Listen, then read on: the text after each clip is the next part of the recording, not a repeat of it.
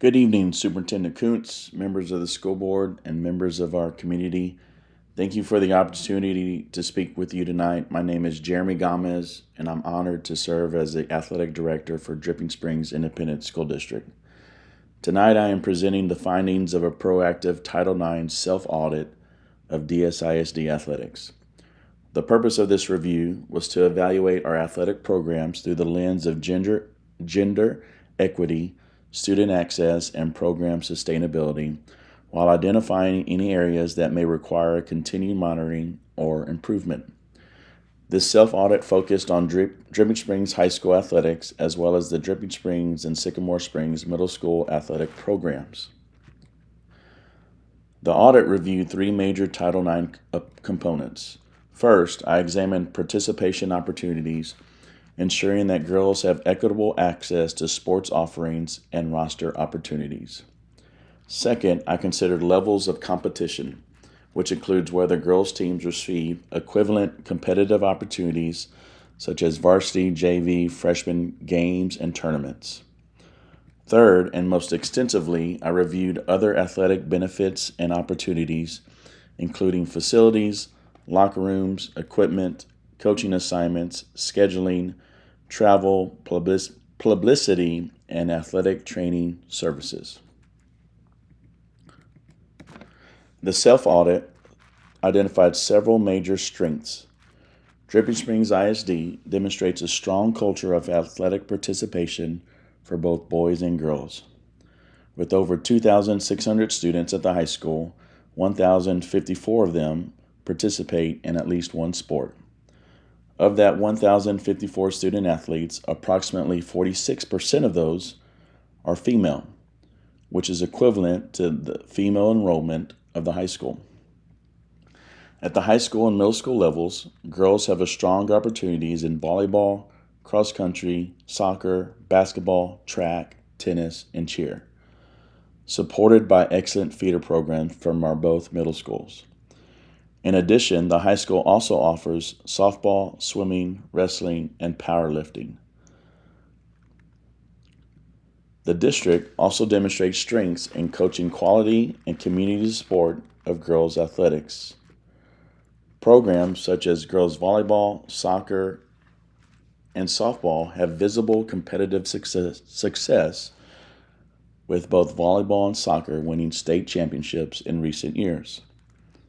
Softball also is winning its 8th district championship this year.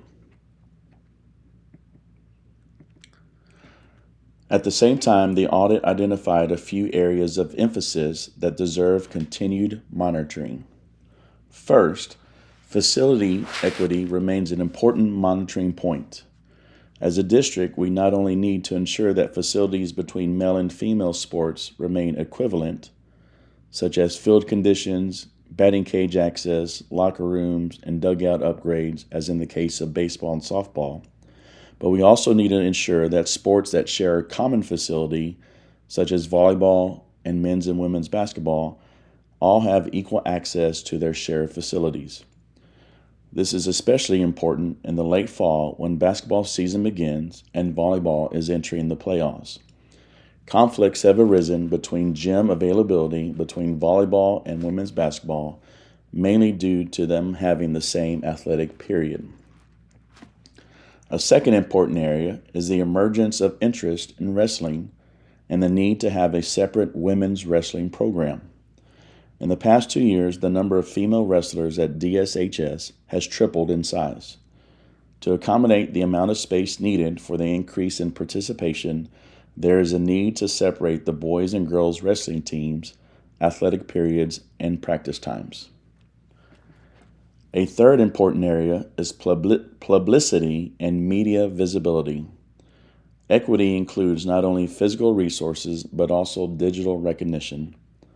The district should continue to monitor social media promotion, live stream coverage, website visibility, playoff recognition, and campus celebration practices to ensure that girls' athletics receive balanced exposure.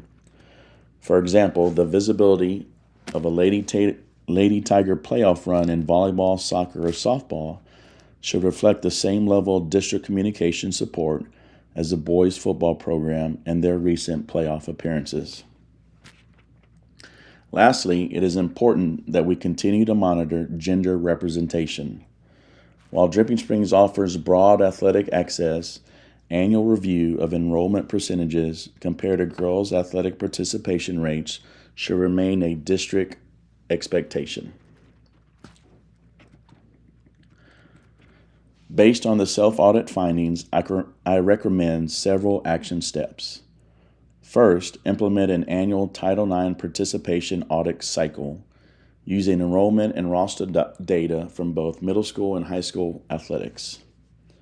Second, establish a participation tracking process where program coaches can input their rosters and the district can track student enrollment and athletic participation. Third, I recommend rearranging athletic periods for the women's basketball and volleyball teams to minimize conflicts due to having the shared gym space. In addition, establish a seasonal facility and scheduling equity review focused on gym space, turf and grass field access, and stadium competition opportunities. Fourth, I recommend adding an additional female wrestling coach for the emerging interest in girls wrestling. Fifth, administer a student athletic interest survey every 2 years, especially at the middle school level, to identify emerging participation trends among the female students. And finally, I recommend the formation of a publicity equity tracking process to monitor live streams, district social media posts promoting athletic programs, and postseason recognition. The most important takeaway is that Title IX work is simply not avoiding violations. It is about building a culture where every student athlete has equitable access to participation, resources, safety, recognition, and opportunity. The Dripping Springs athletic program is already in a strong position. The self-audit suggests that our next level of growth lies in forming systems for continuous review, especially as the district continues to expand and high school number 2 is set to open in 2028. The systems-based approach reflects the district's commitment to excellence and ensures that our athletic programs remain aligned with both the letter and the spirit of Title IX. In closing, this self-audit indicates that Dripping Springs ISD athletics demonstrate strong Title IX alignment, supported by broad girls' sports participation, strong feeder systems by our middle school, and visible competitive success. The recommended next steps is not a major correction, but an annual monitoring system to preserve equity as the district grows. Thank you for your time and your continued support of opportunities for all of our student athletes.